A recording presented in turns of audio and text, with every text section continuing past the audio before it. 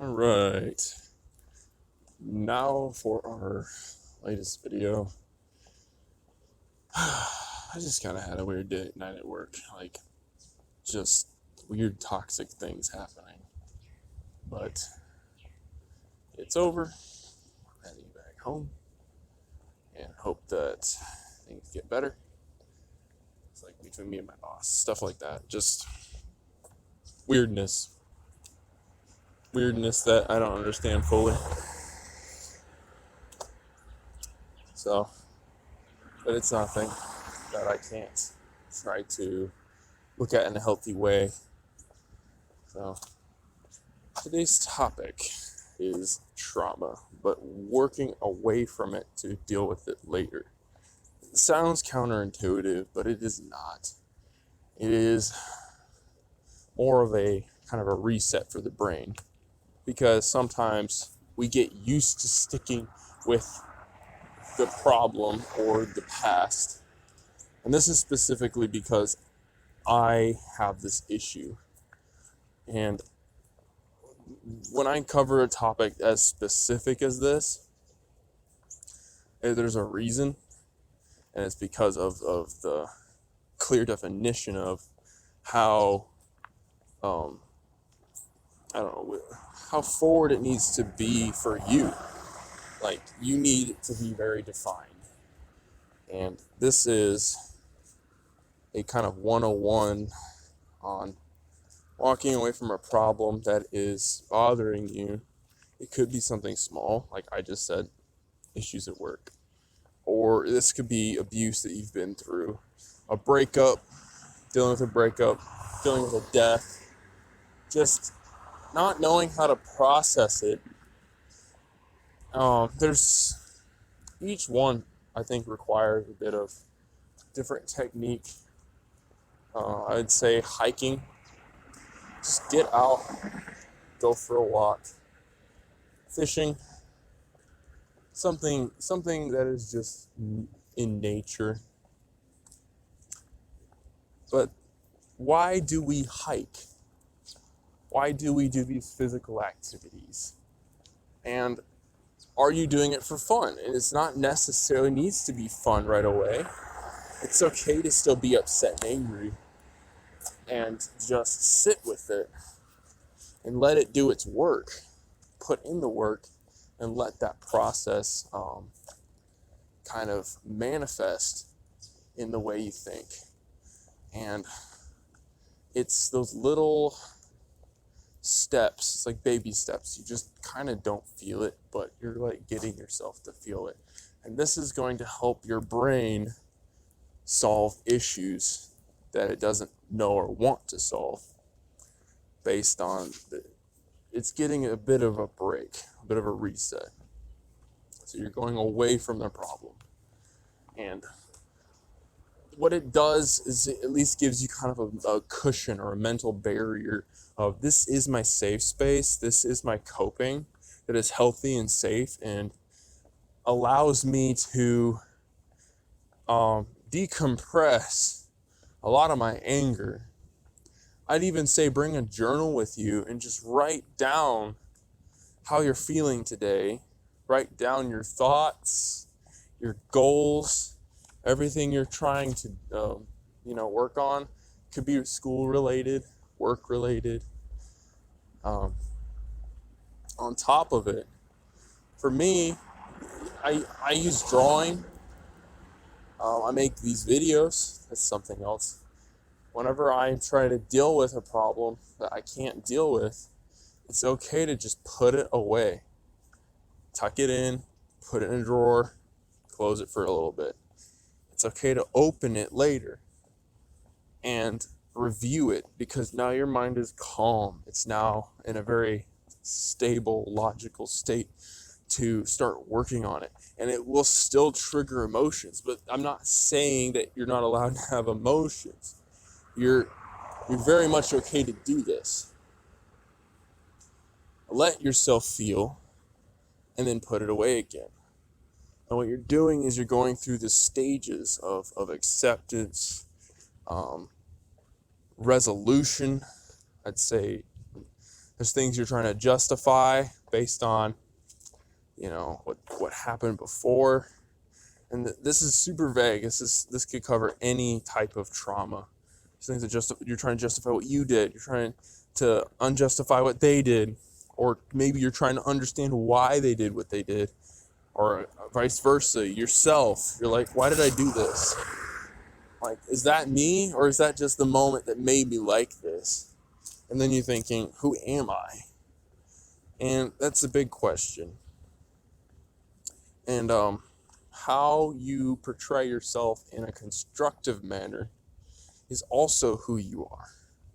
So life will tear you down. You will want to feel like you're tearing life down with it. Like you feel like you're just breaking everything. You feel like you're hurting everyone you touch. Unless you give yourself a break and say, hey, me, I'm standing up for you. And I'm not mad at you. I forgive you. Forgiveness of the self is the process. This is also it's like a process within a separate process. So what do these outside clarification moments do for us? And it's not necessarily, like I said, a complete distraction, because there's never going to be a full way out. I'd even say, how there's like ranches for people who are dealing with trauma that have been raped, like girls going to like a ranch and then just take care of horses, and they talk about things when they're comfortable with a counselor. Like I've seen that in like films, and I've heard of places that actually do this. That's kind of like the basic concept is, I'm going to this other place. I'm surrounded by different people. And that is the biggest kind of indication, is the environment you're in changes the way you think. It's like people always keep saying the wrong things in counseling or rehabs or anything like that. Like, it's not about your environment. It's about you. Just fix you. I'm like, you got it wrong. The science is wrong. What you're stating doesn't make sense. Even God doesn't want you to be in the same place if he tells you to go. And there's a reason he's trying to move you. It's scary. And he knows that it's scary, but on the other side is a place that's better for your mind. It's better for your healing process. So if it's God or anything that you believe in, I'm stating that you should want to create or go to a better environment. And creating a better environment is harder to do than just kind of going somewhere nice that's already made up for you, like an ocean side or a little area to just kind of go hiking up in some mountains and some trees, and squirrels and birds, and you got the sound of water, you got like rivers and stuff. You might see some other types of animals. And how wonderful is that? Just the simplicity. And again, with the previous video, that oneness with nature is how raw and elegant it is at the same time. You're becoming your full self slowly in this.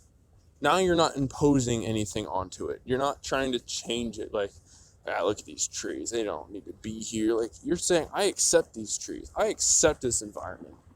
I'm going to change for it. I'm not going to make it change for me. That's a big statement. That's the biggest psychological triumph in humanity, is, I'd say, break the city thinking. Break away from the manufacturing type and let the things around you inspire your thinking, inspire the way you treat others in a calm way. It allows breathing. Breathing alone helps the brain release endorphins, healthy mood regulating chemicals that, again, also exercise is good for. So you feel this kind of mind-body rhythm going on. And that's a very healthy kind of, like I say, detoxification of things, especially if you still feel like every time you think about it, you feel sick. Every time you think about what happened. So now you're not feeling so sick. You're feeling kind of safe right now. You're feeling more at ease, just a tiny bit. And you look over and you go, well, what can I do to make this day better? Like, you start kind of thinking like that, or you didn't before. Like, I could go out to eat. I could get myself some new clothing. And it's not out of indulgence of vanity this time. It's now more of a statement of, hey, I really want to make sure I'm feeling taken care of. And that's kind of more of like I'd say a self-parenting. Like, there's a tiny bit of leadership kicking in. I'd say even identity, or, just a realization of your individualism, and you are projecting it now back out to the environment, and just you're happier a tiny bit. And you could be, I don't know, feeling kind of okay or really happy. It depends on the person. So writing, and this is why I say write down these feelings, write down this process. Like, look back at how you were talking before, I'd say over 4 months or maybe more, and just review each time you write, because it takes time. Any kind of like rehabilitation or reset for yourself takes months, and you need to constantly expose yourself to these healthy things.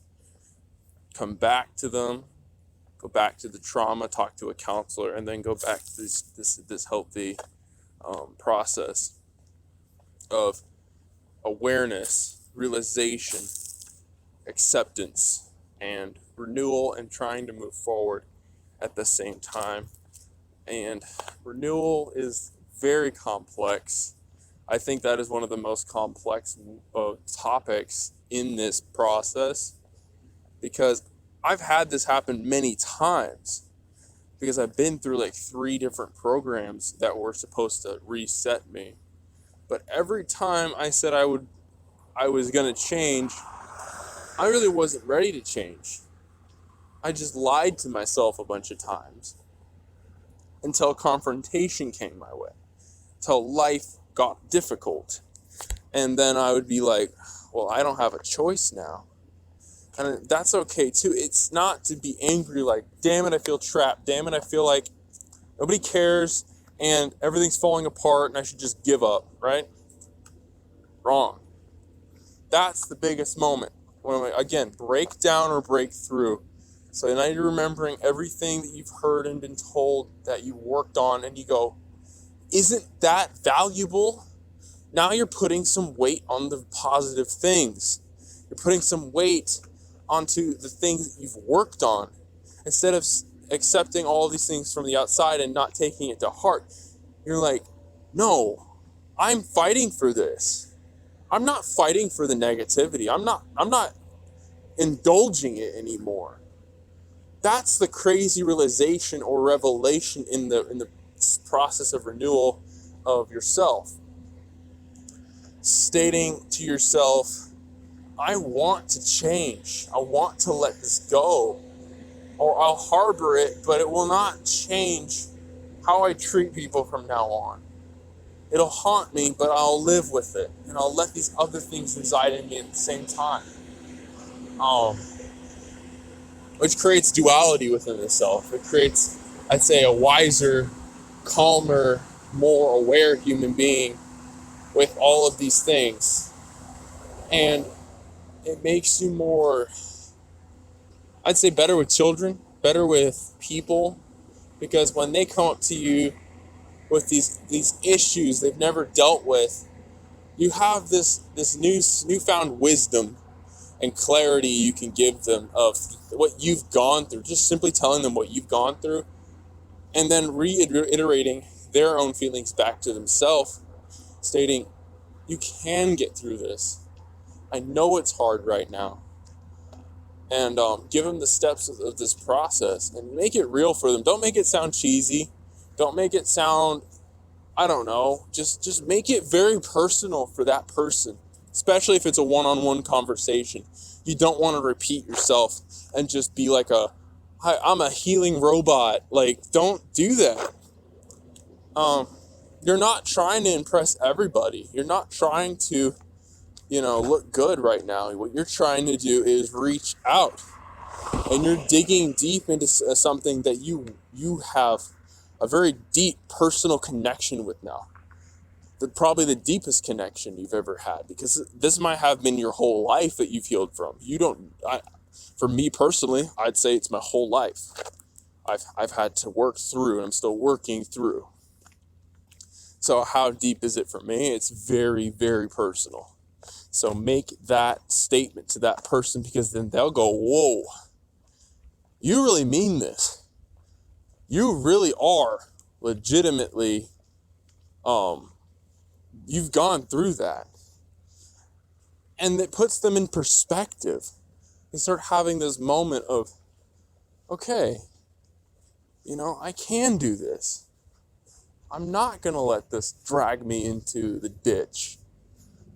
Because they have a leader they can look. This also goes back to the previous video I was talking about letting logic or constructive thinking influence your mind instead of emotional thinking. And it makes you, a more of a peer, more of someone. That video is more of a longer term investment of yourself than just getting through the trauma, because you can get through trauma and still not know how to take care of yourself, like clean or cook. And I'd say learning to clean and cook is also very important, and it's also a good thing to incorporate as a healing process. You can make anything therapy, literally anything. That's the thing. You don't have to have this run-of-the-mill standardized therapy session and call it, this is therapy, because everybody else does it and they say it works.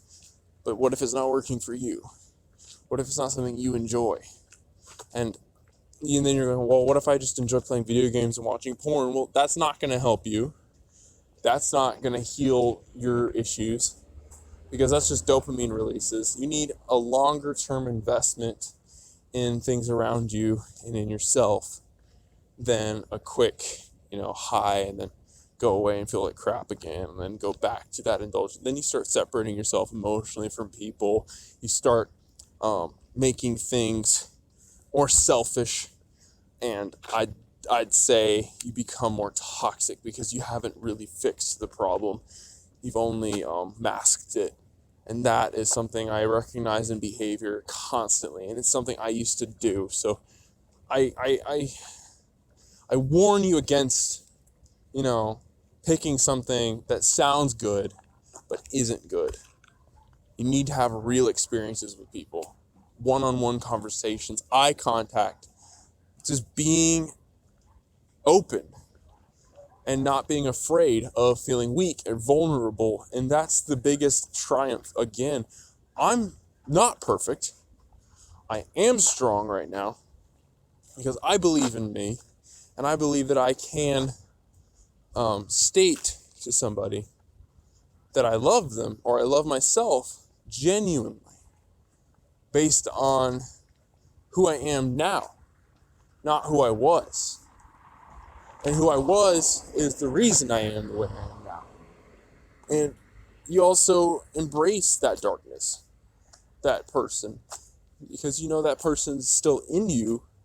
And I'd say even there's survival mechanisms that are at play or have been set in for when you need to deal with things that are, I'd say, similar to the abuse. But now that you have this new, wiser self, you know how to pick and choose what to react to, how to handle it differently, because you gave yourself some breathing room to process how you want to deal with it, not how other people have imposed onto you.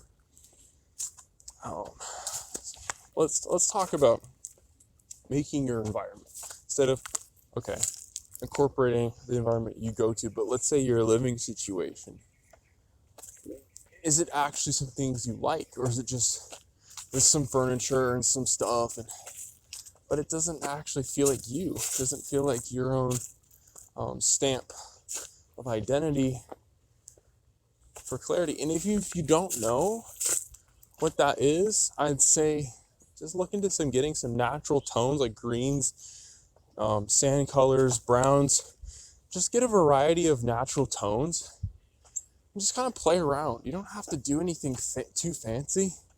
I'd say kind of a mixture of fancy and like, rustic. Just kind of a balance. You can make, if you look online, look up Zen room. That's something I like to reference is Zen setups. Like here, I got matcha colors in my room. I got, wood tones and things like that. And they're very calming, very cozy. But they're actually scientifically proven to be good for the brain.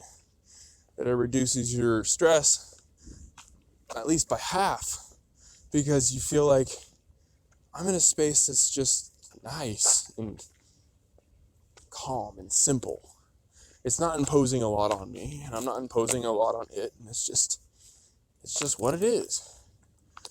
And you don't feel this unresolved. You start kind of feeling more accepting. And others feel, if they feel good in it too, just being around you. And I know the environment you're in can change, how kind you are, how you treat others. So how motivated you are to go solve problems or to get things done today if you're feeling unproductive. Well, I'd say try it, and you'll notice that you feel more productive. But then there's that sense of burnout where you go, I'm feeling really good. And then you push yourself a bit too far. That's because you've lacked the experience and discipline. And that's okay. You're gonna do that. It's totally normal. I don't want you to ever feel like you're not normal. That you're gonna get up and crash and burn sometimes. And get up and crash and burn again. You get moments of like, okay, I fucked up. You're basically on training wheels late for some of us. Like, some of us just are not socially as, adept or as good at things. Let's say cooking or cleaning but to say, hey, I'm gonna have patience with myself. And I'm gonna relearn what I need to relearn. And it took me 3 years, I'll be really honest, to get most of this down for me. It had nothing to do with how I was raised, it had nothing to do with what other people told me. I got tired of not knowing how to do stuff. And I had kind of an ego battle with it. I was like, why do I gotta change for the world? Like, why do I need to be better for others? Like, I had this moment of, like, I don't know, narcissism, tiny bit. But again, that was my inferiority complex. That was my emotional thinking. And then again, I said, but isn't it good for me if I do this? And that was like those small moments of clarity, of logic, and just good reasoning to say, I can do this. It's just really hard for me, and it's easier for others. But now that I'm on the other side, I say that it's easier for me now. It's harder for most people because they didn't stay with it as long. And it's why the kind of the trauma or overcoming and doing it this way actually makes you more efficient and better over time than others. But it's not about a competition. It's not about making yourself better than others. You're doing this for you. And then you can sit back and go, hey, I'm proud of me. I'm not as angry at myself. Because I can do this. And I don't need somebody to make me feel like I need fulfillment. All right. That's pretty much the whole thing. So walking away from trauma and then coming back. The next one's going to be about not trying to impress people. More of you don't need to always be understood all the time, kind of. We're all different people, no matter how similar we are to each other.